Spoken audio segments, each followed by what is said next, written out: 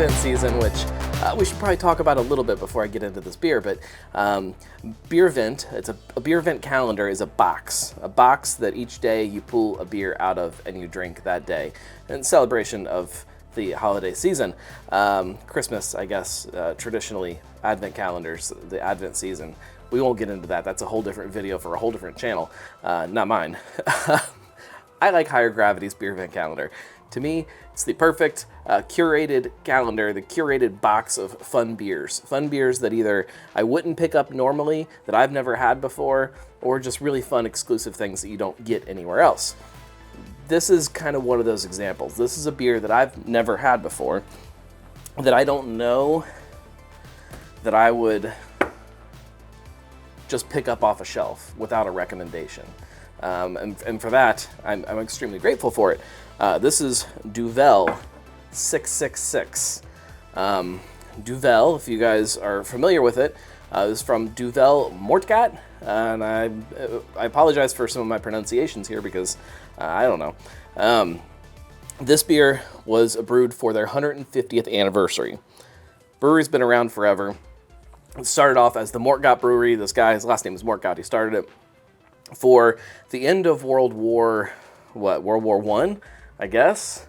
I guess that timing makes sense. The end of World War I, they brew Duvel. It is, at that time, it's called Victory Ale, 8.5%. You guys know the beer. We call it just Duvel now, but it was originally called Victory Ale, but it got this nickname. People would go around saying that it is a real devil, which the pronunciation of that, if I can get it right, maybe it's on here. That would help me. No, it's something like Ninectin Duvel, something like that. I can't apologize for the pronunciation. Something like that. Duvel. Duvel was the important part. It became the name of the beer. That means devil. They've kind of shied away from labeling things as devil beer over the years, but this one they don't. 666, obviously, a reference to the mark of the beast, the devil. And then on the back here, you can see some kind of little devilish guys dancing around on there. Oh, it's a Belgian blonde ale, which I believe the Victory Ale Duvel is also considered a Belgian blonde. But this is a little bit lighter, comes in at 6.66% versus the 8.5% that the other one is. This is also hopped a little bit more. So they, prior to releasing this beer, and I think it was first released last year, 2021, early 2021 actually, I think. I should have looked that up.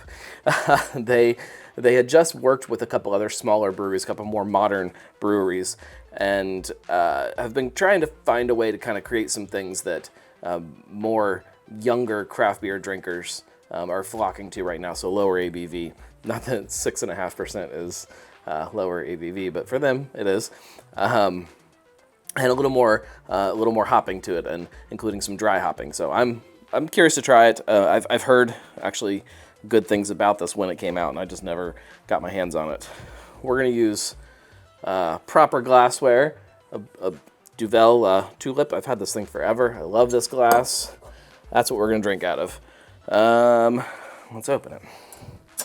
We have more bottle openers than I know what to do with in this house. Oh, we'll go Higher Gravity since it's Beervent calendar.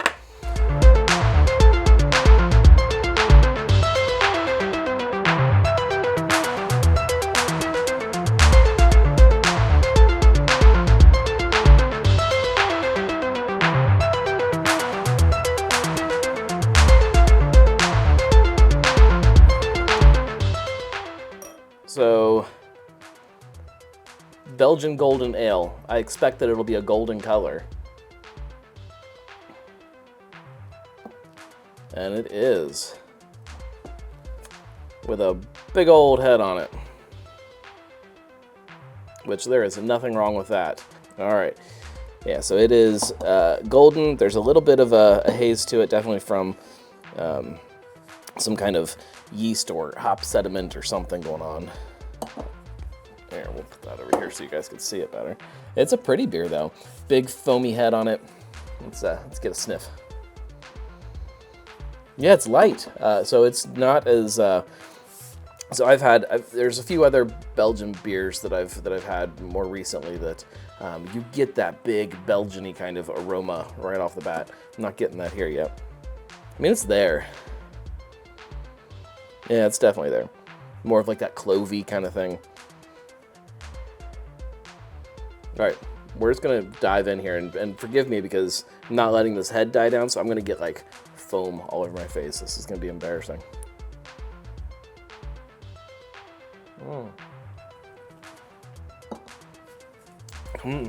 Oh yeah. Oh man, that's good. I've been quoted over the years as saying that I don't like Belgian beer, and I've also been quoted over the years that this Belgian beer that I'm drinking is delicious.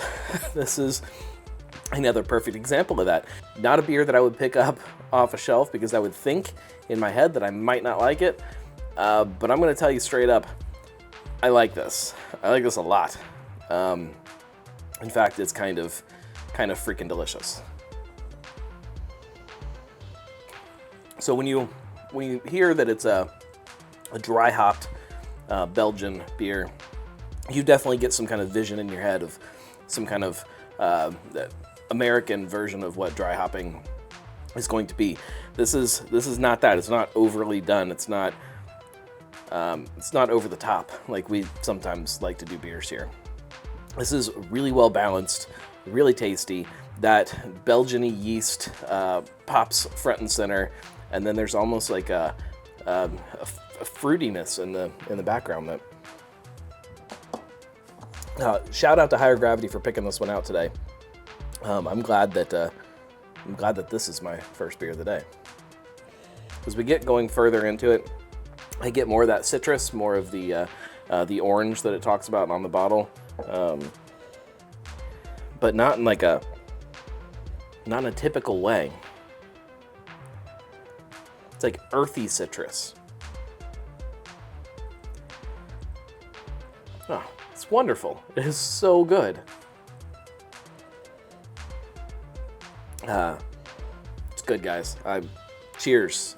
Cheers to everybody. Happy Beervent season. Hopefully you guys are all enjoying this too. If not right now while you're watching this, soon. It's tasty. Oh, make sure you subscribe. Click subscribe wherever you're watching this because I'm posting more videos. I'm going to try to go really heavy on videos, especially this month, just to crank some fun stuff out and have fun making it. So subscribe, share, all that stuff. You know the drill, right? All right, we'll see you next time. Cheers. Prost, maybe for old time's sake. Prost.